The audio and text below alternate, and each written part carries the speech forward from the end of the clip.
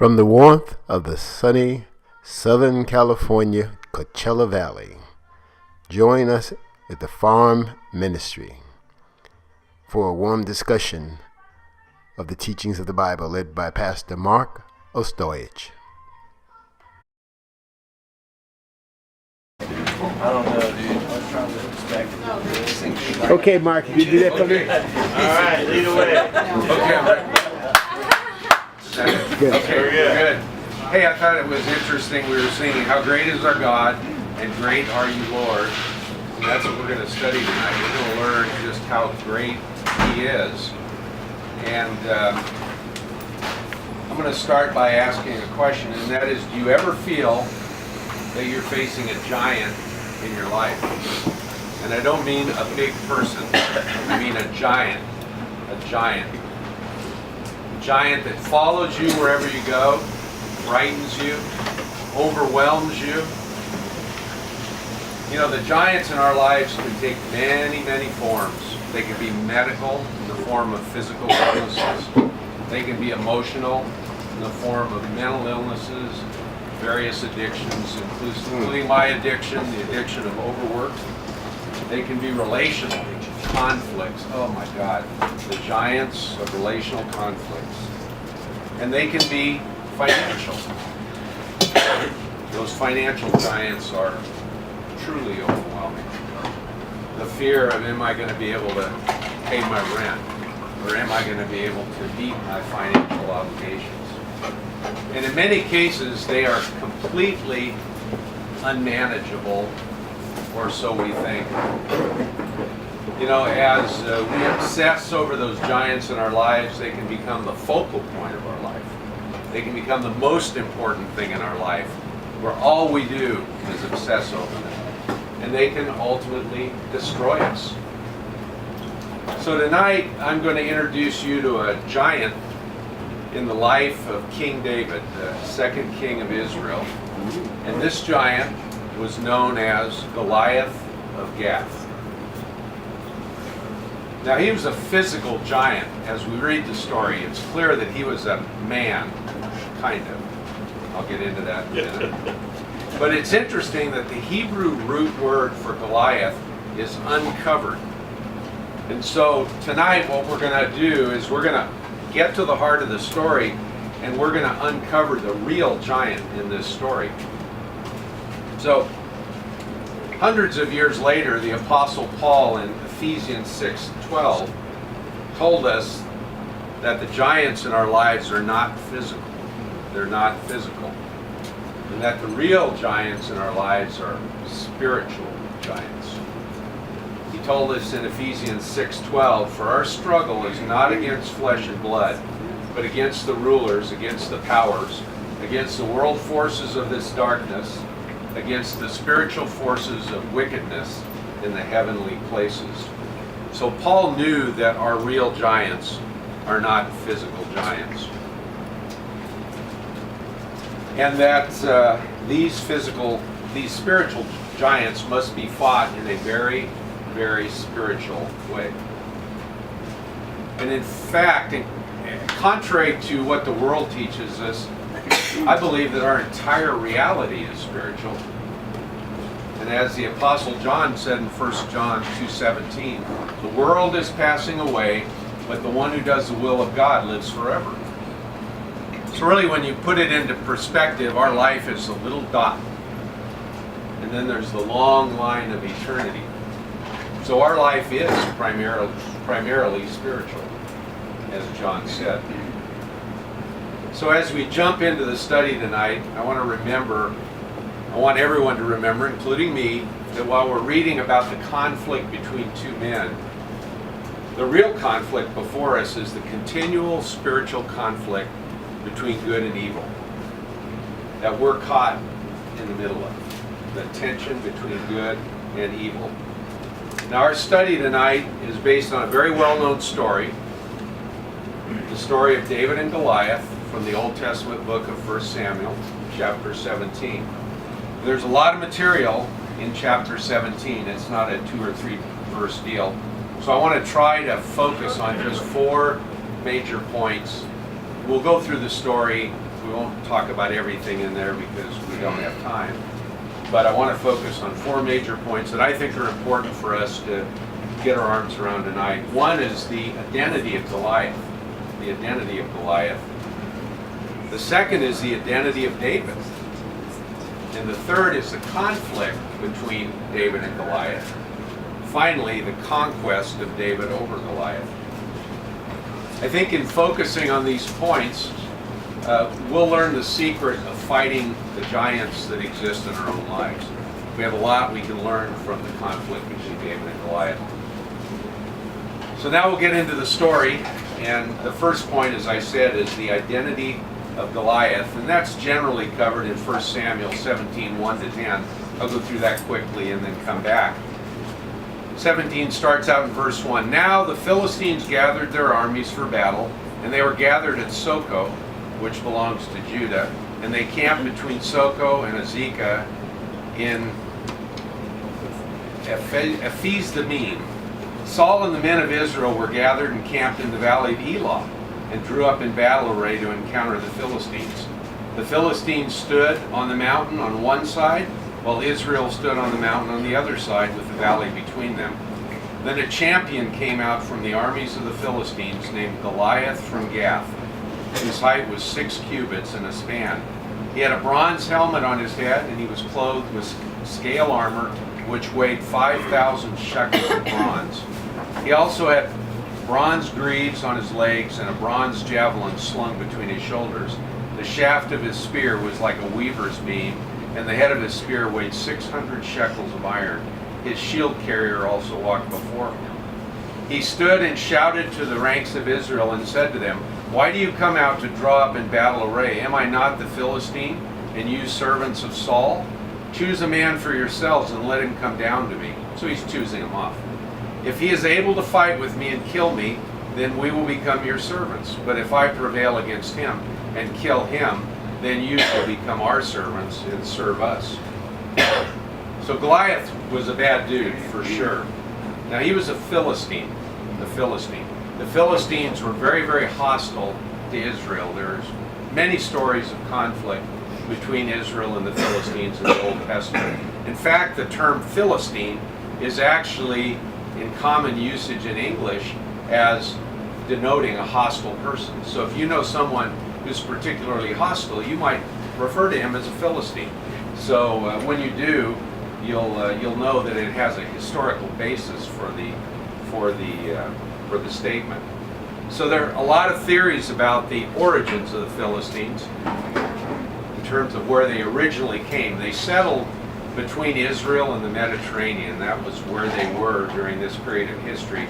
But the most popular theories are that the Philistines actually originated in Egypt. That's the second most popular theory. The most popular theory is they were actually from the Aegean Sea and the islands of Greece. So the Philistines actually had their beginnings in Greece. So verses 2 and 3 talk about the encampment, that Saul and the men of Israel gathered in the valley of Elah. The Philistines were on one mountain on one side, while Israel stood on a mountain on the other side, and this valley of Elah was between them. Now, Liz and I have been to the valley of Elah, and it's really very exhilarating to stand in that valley and to imagine what happened there in this story.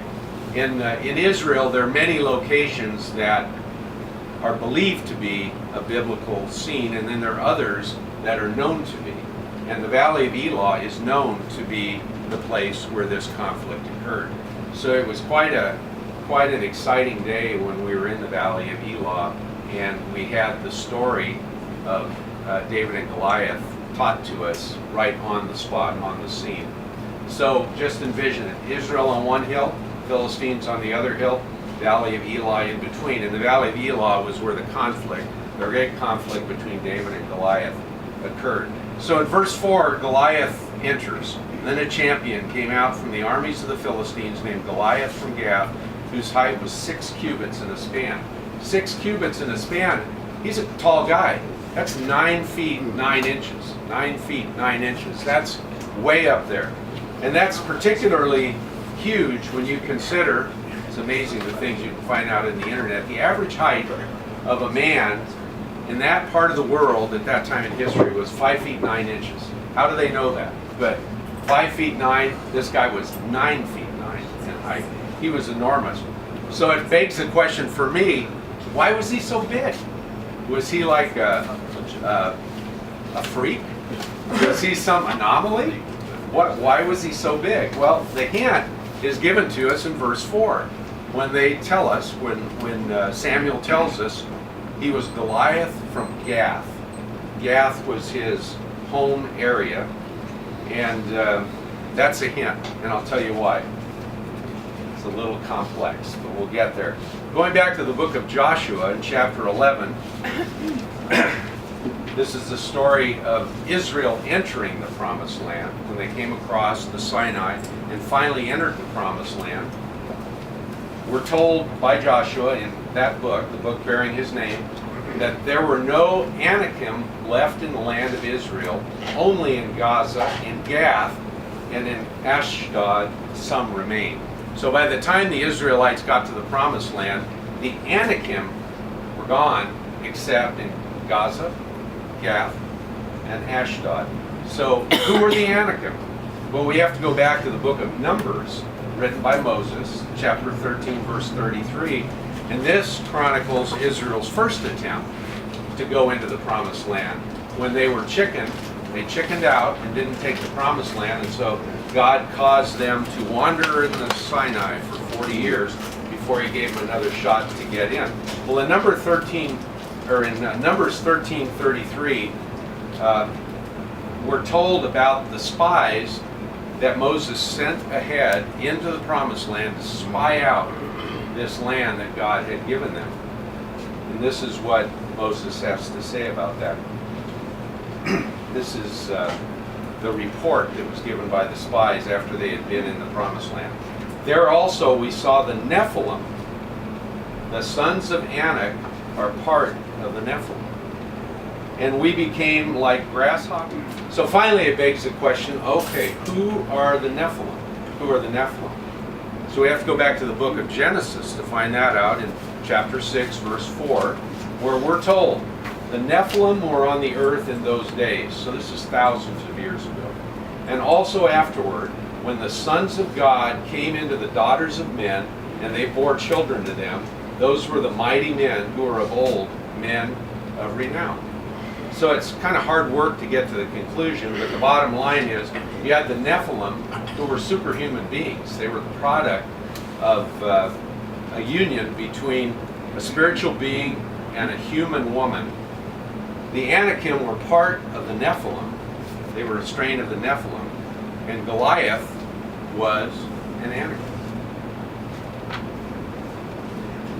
So Goliath of Gath was a descendant of a superhuman race of men.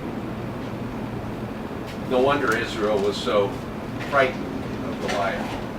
A superhuman man, not really fully of this world. When you think about it, very eerie, very eerie. So in verse 7, we're told about Goliath's armaments. Shaft of his spear was like a weaver's beam, weighed 17 pounds. Spearhead, 600 shekels of iron, weighed 15 pounds. He was a frightening, frightening guy. Like many of our own problems.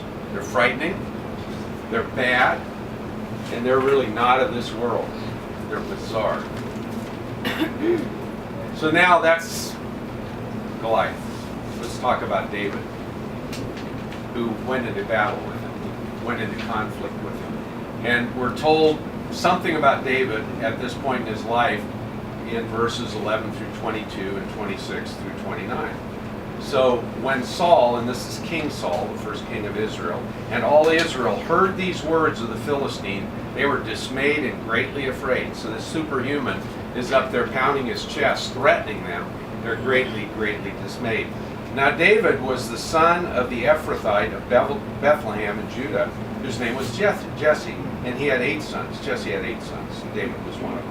Jesse was old in the days of Saul, advanced in years among men. The 3 older sons of Jesse had gone after Saul to the battle. So David's 3 older brothers were actually part of this battle. The names of the three sons were Eliab, the firstborn, Abinadab, the secondborn, and Shammah, the thirdborn. We remember them from earlier chapters when Samuel anointed the second king of Israel, and he blew those guys off. They were presented to him by Jesse as candidates to be anointed as the next king of Israel. They were big, they were virile, they were handsome, and God told Samuel, refuse them. So now, we're in verse 13. The three older sons of Jesse, okay, we did that. David was the youngest. Now the three older followed Saul. But David went back and forth from Saul to tend his father's flock at Bethlehem. The Philistine came forward morning and evening for 40 days and took his stand. Then Jesse said to David his son, take now for your brothers an ephah of this roasted grain and these 10 loaves, and run to the camp of your brothers.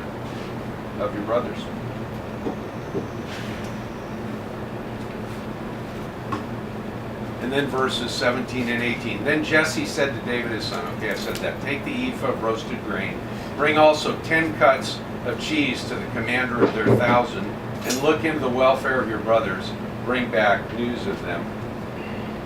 So David's role in this whole story wasn't to fight Goliath. His role was to be a servant to his brothers, to take food, to run back and forth, tend the sheep, take food to his brothers who were on the front line. And he was highly esteemed for his service, as we'll see in verses 26 through 29. This is how he's regarded by his brothers. Then David spoke to the men who were standing by him, saying, what will be done for the man who kills this Philistine and takes away the reproach from Israel? For who is this uncircumcised Philistine that he should taunt the armies of the living God?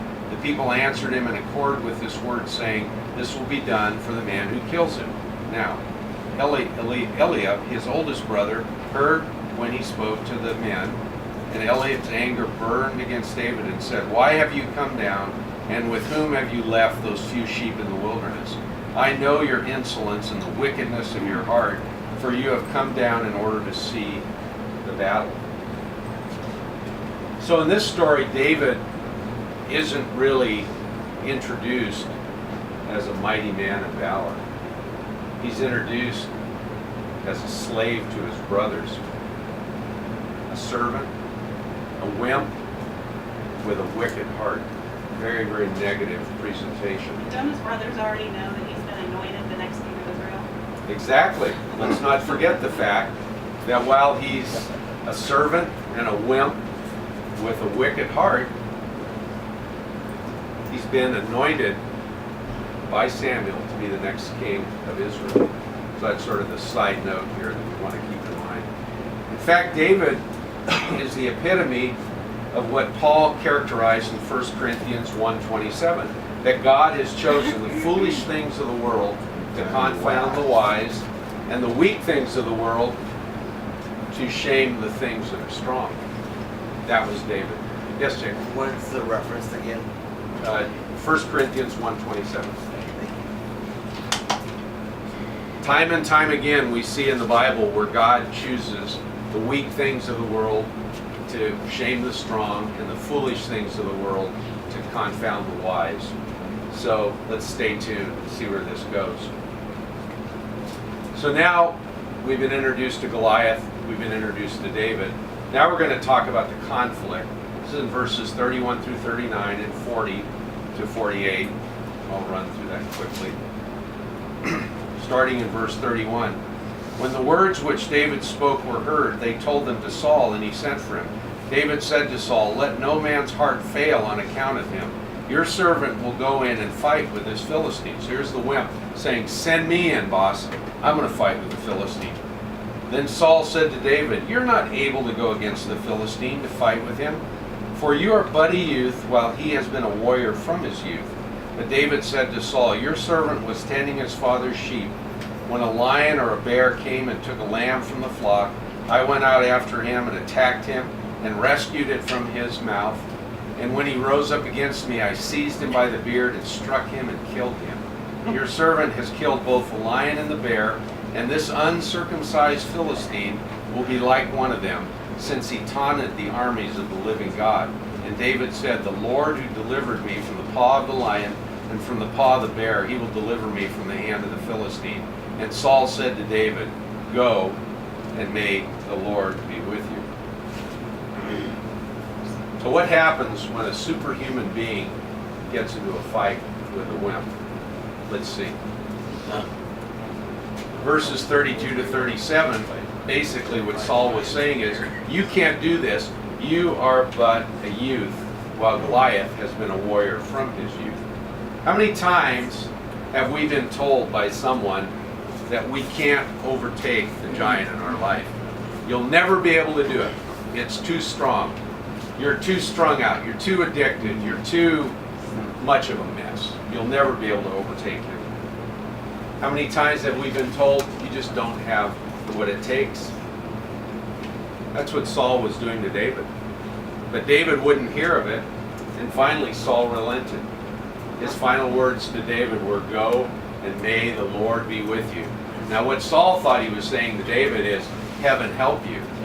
But the crazy thing about it is, little did Saul know, that was exactly what David had in mind, that the Lord was going to be with him. So point number one that we learned from the conflict is that when we are facing our giants, we have to remember, as Paul taught in Philippians 4:13, I can do all things through Christ who strengthens me. I can do all things through Christ who strengthens me. Point number one. So now we go to verses 38 to 40. Now that I've lost my place. 38 to 40. Then Saul clothed David. So when Saul gives in and said, "May the Lord be with you," Saul clothed David with his garments, his armor, and put a bronze helmet on his head and clothed him with his armor.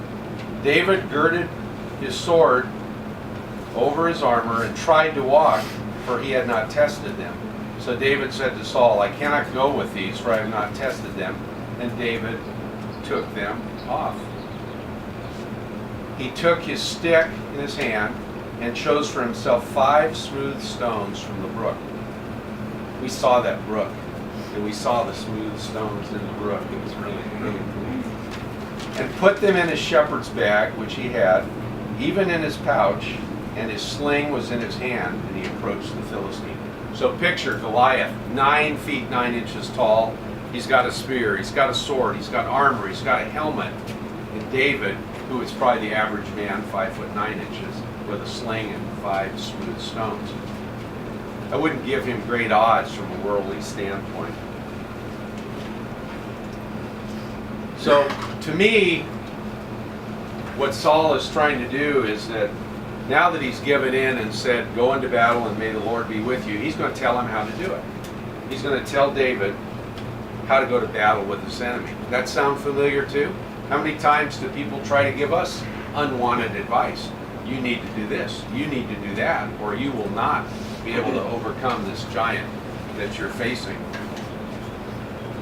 So in verse 39, we were told that David dropped Saul's armor because he knew what he needed to go into battle with the giant.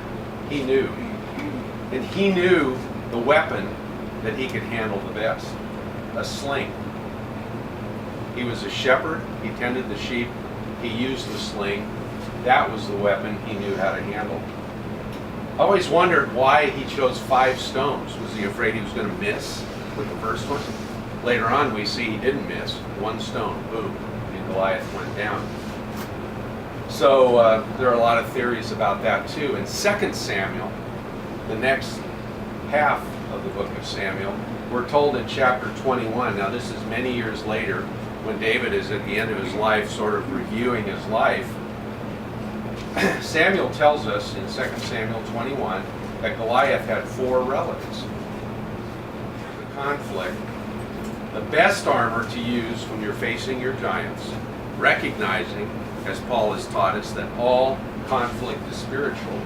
We have to go to the armor that we're given in the book of Ephesians, chapter 6, 14 through 17. And that is the full armor of God. It's not the armor of men.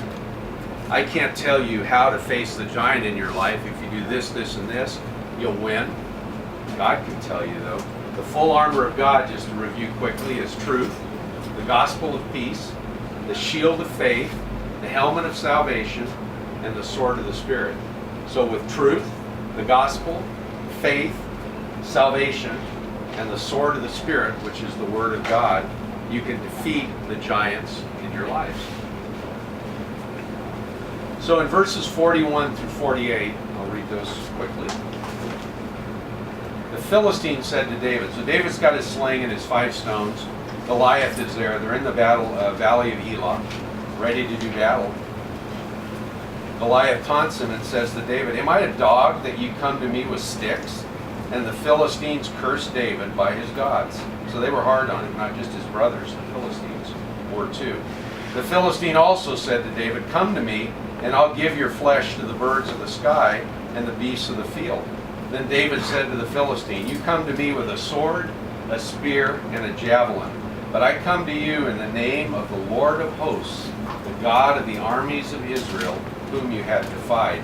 This day the Lord will deliver you up into my hands, and I will strike you down and remove your head from you, and I will give the dead bodies of the army of the Philistines this day to the birds of the sky and the wild beasts of the earth, that all the earth may know that there is a God in Israel, and that all the assembly may know that the Lord does not deliver by sword or by spear, but the battle is the Lord's, and he will give you into our hands. Then it happened, when the Philistine rose and came and drew near to meet David, that David ran quickly, not away, but quickly toward the battle line to meet the Philistine, toward the battle line. So he painted himself in a corner, and he predicted in advance what was going to happen. I'm going to take you out in the 3rd round, and this is how I'm going to do it. Unusual situation. But David knew he could make these claims because he knew that God was fighting this battle, that God was going into this battle ahead of him. I find it interesting in verse 45 that God is referred to as the Lord of hosts. The literal translation of that is the God of the angel armies. God of the angel armies. This is the real God of the angel armies. David at his disposal that day, the God of the angel armies to fight Goliath. While on the surface it seemed that David was no match for Goliath, in fact, Goliath was no match for David because God was leading him into this battle. And because of that, David was confident enough to be the aggressor and run to the battle line, not away from the battle line, to the battle line. So that brings us to point number 3 in this conflict. When the God of the angel armies is with you, you can aggressively attack your giants. You don't have to let your giants keep you down, defeat you, overcome you, overwhelm you. You can run at them. You can aggressively attack your giants. So finally we get to the 4th thing I wanted to focus on, and that's the conquest of David over Goliath. And that's verses 49 through 51, 57, and 58. It's interesting. So 49. So they're coming at each other, ready to do battle. David put his hand into his bag and took out of it a stone and slung it and struck the Philistine on his forehead. And the stone sunk into his forehead so that he fell on his face to the ground. Thus David prevailed over the Philistine with a sling and a stone, and he struck the Philistine and killed him, but there was no sword in David's hand. Then David ran and stood over the Philistine and took his sword and drew it out of its sheath and killed him and cut off his head with it. When the Philistines saw that their champion was dead, they fled. David had done the impossible. He had done the impossible. He defeated the giant, Goliath of Gath. Verse 50. David prevailed over the Philistine with a sling and a stone, and he struck the Philistine and killed him, but there was no sword in David's hand. He didn't use the implements of battle that man has devised, because he had the God of the angel armies with him. And interestingly, it only took one stone to do it. He still had 4 left, for whatever purpose one of these days we may know. I love verses 57 and 58. So David knew, it's very clear from this passage who brought about this great victory. And because of that, he was free to be humbled. So verses 57 and 8. So when David returned from killing the Philistine, Abner, now Abner was Saul's, I'll say, his general. Abner took him and brought him before Saul with the Philistine's head in his hands. Picture that, the head, presenting it to the king. Saul said to him, "Whose son are you, young man?" Now David could have said, "What does that matter? Look at Goliath's head in my hand. What does it matter whose son I am?" But what he said was, "I am the son of your servant Jesse the Bethlehemite." So he was free to have the ultimate humility in the face of this great, great victory. He was free not to take credit for it, but to give the glory to God. After all, he was just the humble servant, the son of Saul's servant, Jesse. So this story is not really what it seems. There's a lot more to it than what you see on the surface of the story. So what can we learn from the story? This is what I learned from the story. That our giants may seem very tangible. Medical, emotional, relational, financial. The wolf's at the door. Got to pay my rent. They're going to throw me out. I've got an illness. I can't kick it. I'm addicted to something. I just can't give it up. They seem very, very tangible. Almost touch and feel them. But in the final analysis, all of our giants are spiritual.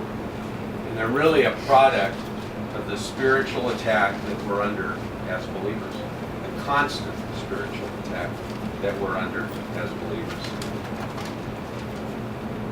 And I'll go so far as to say, as I alluded to earlier, that even though we're not trained to think this way, we're trained to see what's right in front of our face, that even though we aren't trained to think this way, I think the spiritual world and not the physical world is our reality. And it goes back to this dot in the long, long line. When you look at our eternity, our life here on earth is a very, very infinitesimal part of it. Most of our existence is in eternity. So we are primarily spiritual, secondarily physical. And the spiritual world, not the physical world, is our reality. So once we realize that the spiritual world is our reality, we have to embrace the fact that in that spiritual world, God leads us into these battles.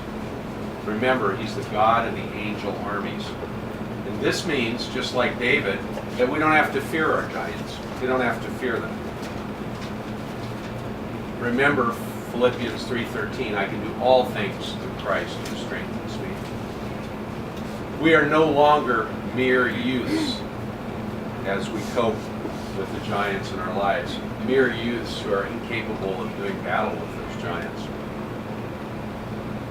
And like David, the best armor to wear in doing battle with our giants isn't conventional thinking. It isn't what the world tells us to wear. It's the full armor of God that Paul talks about in Ephesians 6:14-17.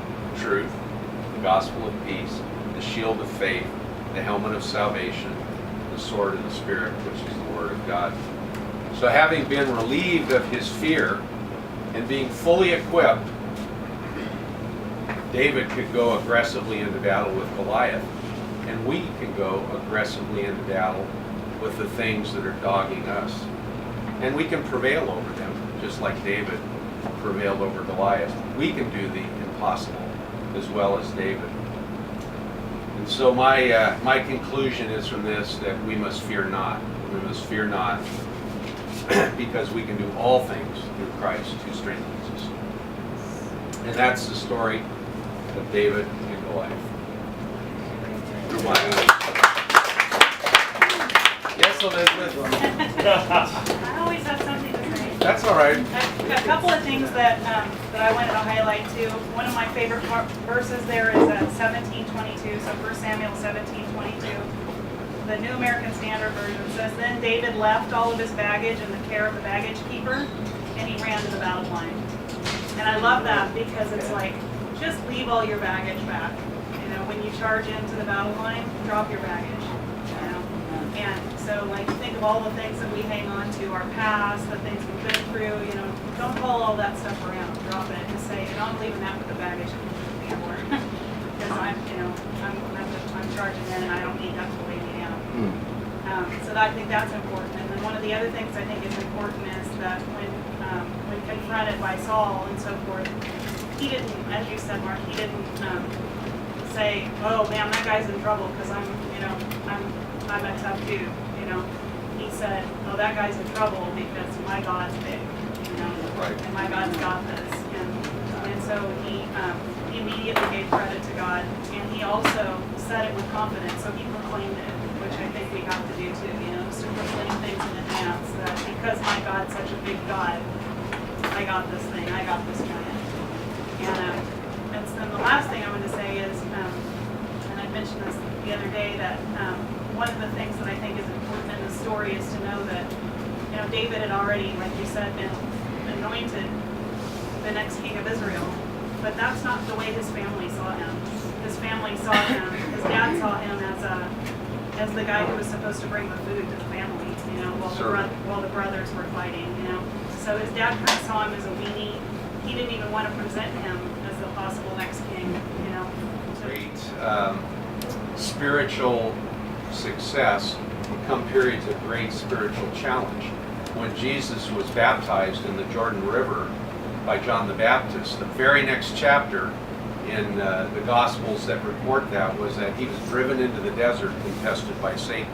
So oftentimes after our greatest spiritual victories, we face the greatest spiritual challenges, and that was the case here as well. and the scripture that says a prophet is not without honor except in his own land and among his own people. And like Pastor David's told me before that, like his brother to this day would say to him, who'd want to listen to you? You know, why would anybody want to meet with you? You know, what have you got to offer, kind of thing. And I think that what's cool about that is that David believed in the identity that God gave him. He didn't take credit for it, just like, you know, Pastor David or, you know, whoever doesn't take credit for it and say, well, it's because I'm a good speaker and I'm really good at helping people, you know, and so forth. It's because God, you know, God's got this. Power of God. And he's using me, and I'm just blessed that he's using me. To do all things through Christ who strengthens us. Joseph. Thank you, Mark. That's what you both said. You know, this idea of identity. I was talking to someone. There's a lot going on in addiction study now about the cause. Like, what is addiction? What is addiction? We say it's a disease, but actually it's probably closer to a mental disorder. It might even be a learning disorder where the brain just learns something. So there's all these things it can take. And going along with that is a person's identity as an addict. You know, and I was watching it. I used to, and I still do. When I go to a Christian Methodist meeting, I say, my name is Joseph. I'm a speaker, or I'm a meth addict. But I don't think of myself as an addict. I'm not, certainly not an active addict. And so I heard someone say that exactly what you said, that to move through addiction, they have to change fully their identity. We see our 12-step programs to help them do that. It's one way, there are lots of ways. And when I think about changing it, and I'm going to change it to Jesus' channel, well, I've got forgiveness and love right in my face. You know, I've got helping people less fortunate right in my face. I've got all these things that if I do them, it makes my life and fill it up and make me happy. You know, I've had a thing recently where I've lost a lot of sort of friends. They were sort of friends, as long as I was doing well, fair weather friends, you know. And then I realized the people I got around me, some of them most of them are real quality, you know. And so it's, sometimes when you shake it up, I want to find out what that Christ identity is. You know, I think I felt it before, you know, brushed through that. And voice, I would feel it more. I feel it here. Yeah, I feel it here. and I'm glad you made the point about identity, because we've all seen situations, the child whose family runs him down or bullies him, and what that does, it casts the vision of his identity, and he ends up living out that identity to his disadvantage. But God doesn't see us that way. When God looks at us, he sees Jesus. We're beautiful to him in every way. David, he wasn't tall of stature, he wasn't as desirable from a worldly standpoint as his brothers, but God saw his heart, God saw his beauty, and because of that, and because David had no misgivings about that, he understood how God saw him. He was a mighty warrior, he could do all things, because he knew that God of the angel armies was leading him into this challenge. So I think the identity is critical. When we're in the spiritual battle, I'm going to ask the question, in the darkness, in the storm, what are some good ways to remember, I guess, our identity? Well, what I try to do, because we all are we get into those dark periods. I think in this life we're either going into trouble, we're in trouble, we're coming out of trouble, and it just repeats itself throughout our entire lives. So every time I'm in the funk like that, what I try to do is I try to thank God for the things He's blessed me with. I try to do what Mark did tonight, of praising God for something, and over a period of time, I can get out of that darkness by being thankful, by being grateful for what God has done.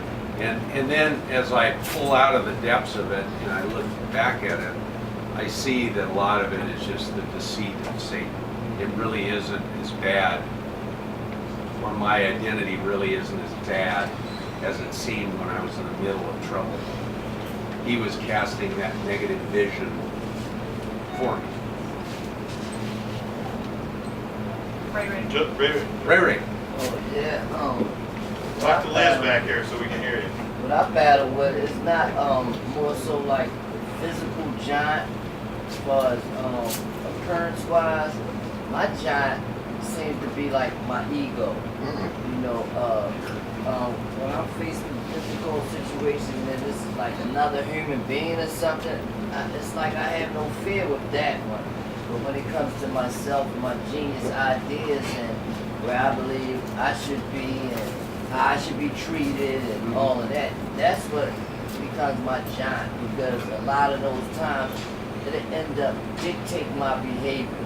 And then later on I regret my behavior because it was my ego that took over.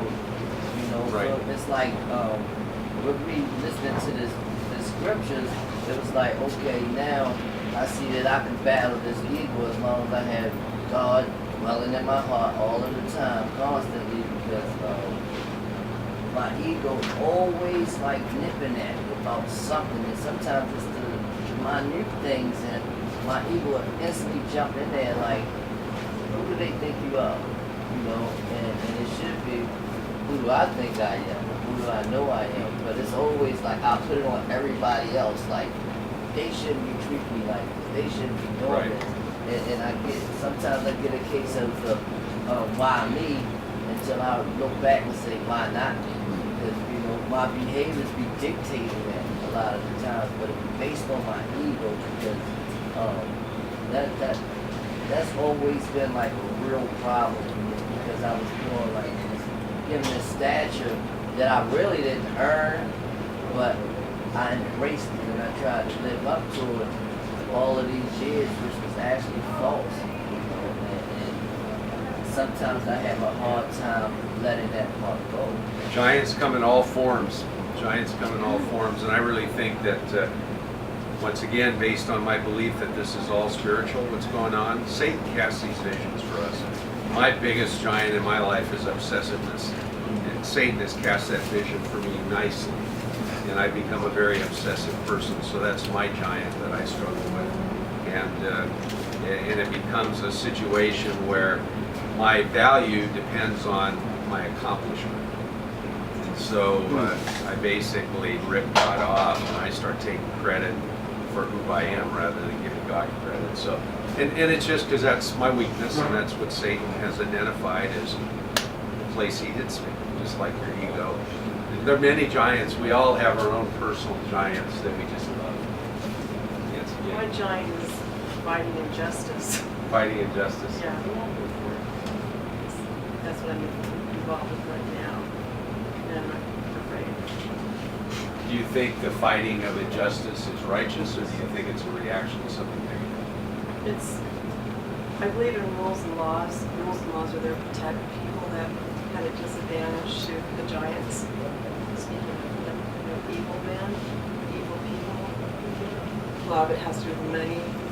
So I would say it's not I'm not doing it out of ego. I'm doing it because I believe in it and I'm protecting myself too. So and it's amazing how once you believe in God's protection, and I have been praying prayers of protection over this, the momentum is getting quite amazing. Yeah, the things are becoming unhidden, that lies that I'm going to be presenting to the court. So I already feel like there's a victory opportunity. I believe in the victory. Well, Just there is. like David. Yeah, there is.